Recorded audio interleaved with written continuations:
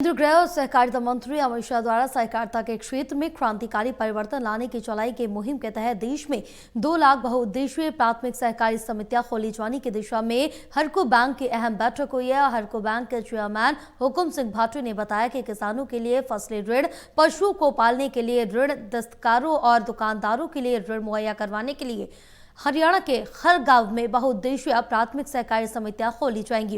इसके साथ ही वक्फ संशोधन एक्ट के मामले में सर्वोच्च न्यायालय द्वारा की गई कार्रवाई पर उन्होंने कहा कि सरकार 5 मई को अपना जवाब दाखिल करेगी। उन्होंने स्पष्ट किया कि वक्फ की प्रॉपर्टी पर बैठे भूमाफिया को हटाकर सामान्य मुस्लिम समुदाय को लाभ देने के लिए वक्फ एक्ट में संशोधन किया गया। हरको बैंक की बैठक में किन मुद्दों पर चर्चा हुई, इस बारे में हरको बैंक के चेयरमैन हुकुम सिंह भाटी से खास बातचीत की हमारे एसोसिएट एडिटर अनिल कुमार ने।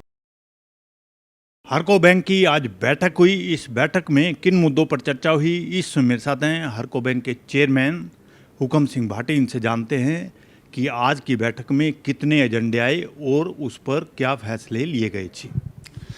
आज ये हमारी हरियाणा स्टेट में जो माननीय अमित शाह जी ने जो एक बहुत बड़ी सहकारिता के क्षेत्र में क्रांतिकारी एक परिवर्तन लाने की मुहिम चलाई है, जिसमें 2 लाख नई CM PACS comprehensive multipurpose cooperative society limited, इनका निर्माण पूरे देश में होना है और हरियाणा के हर गांव में ये पैक्स खोलने का आह्वान हमें माननीय अमित शाह जी की तरफ से मिला है।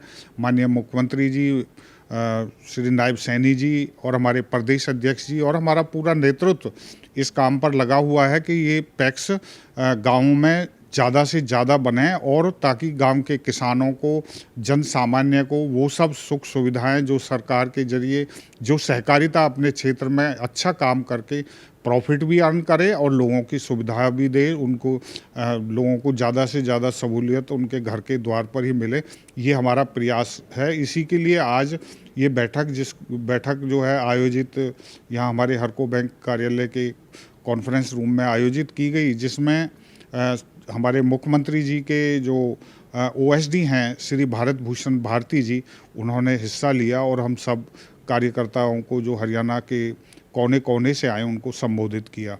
इसका एजेंडा है कि तुरंत गांवों में ये पैक्स हर गांव में रजिस्टर्ड हों। उसके अलावा कोई भी नॉन जो बैंकिंग यानी कि कोई भी कमर्शियल एक्टिविटीज़ उस गांव में शुरू होनी चाहिए। इसका सबसे बड़ा उद्देश्य है कि CSC सेंटर सभी गांवों में खुलेंगे।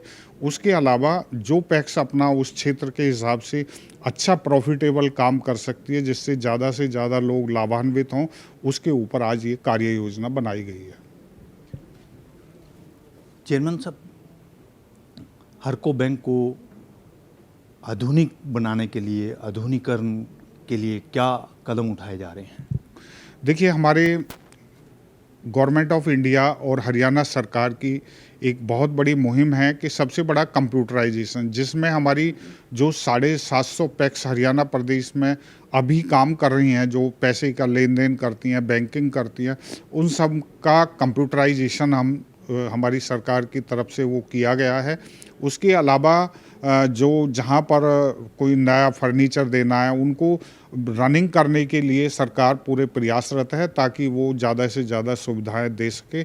और हमारे बैंक का विस्तार भी हुआ है। विस्तार में क्या है, बैंक हमारा जिला स्तर पर और अपनी ब्रांचों के माध्यम से, चाहे तो वो मकान का लोन है, गाड़ियों का लोन है, एम्प्लॉयज़ के लिए लोन है, तरह तरह की लोन फैसिलिटी हम प्रोवाइड कर रहे हैं। इसमें सरकार का और नाबार्ड का बहुत बड़ा योगदान है। चेयरमैन साहब, वक्फ को लेकर सुप्रीम कोर्ट ने क्या कार्रवाई की है और सरकार की तरफ से क्या जवाब दिया गया है? देखिए, अभी सरकार ने 5 तारीख तक इसका जवाब फाइल करना है। उसके लिए कोर्ट ने समय दिया है और जब तक जो ये वक्फ संशोधन कानून जो बना है उसका स्थगन आदेश भी पास किया है।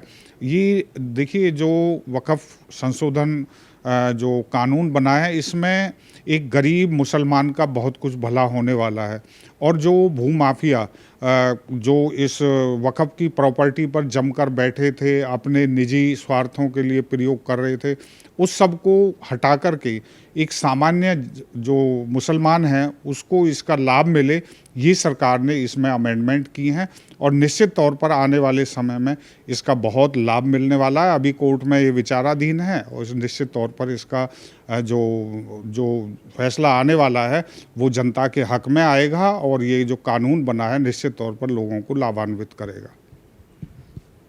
चेयरमैन साहब, वक्फ एक्ट क्यों बनाना पड़ा? देखिए, वक्फ एक्ट अभी नहीं बना, वक्फ एक्ट 1952 से काम कर रहा है।